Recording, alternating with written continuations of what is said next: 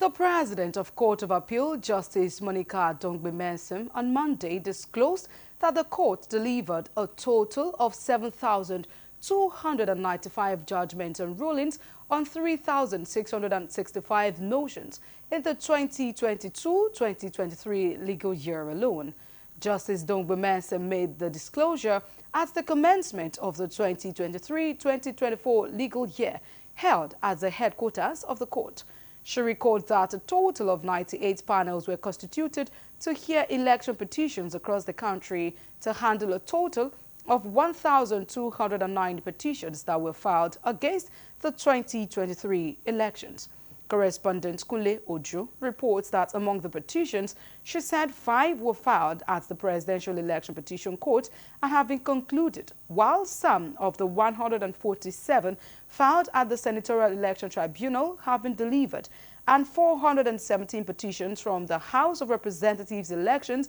are being attended to. A total of 98 panels were constituted across the various tribunals tasked with the responsibility to handle 1,209 petitions filed. Among the petitions filed were directed at the Presidential Election Petition Court, 147 were senatorial, 417 were those of the House of Representatives, 557 were associated with the State House of Assembly, 83 focusing on the gubernatorial elections.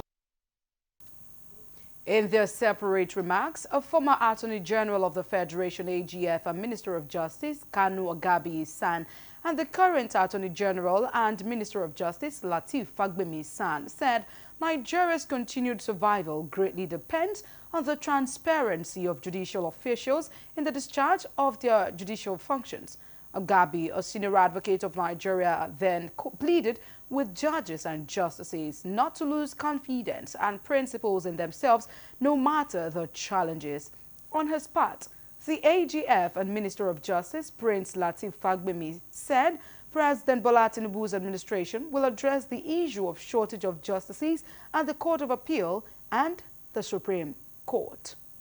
The principles which govern the grant of bail are the same principles which govern the imposition of fines once a court has decided to impose a fine in lieu of imprisonment. Consequently, the current administration will review the mechanisms already put in place and rejig the entire process to attain full implementation of the constitutional provisions for financial autonomy and viable increment in the salaries, allowances, and pension obtainable in the judiciary.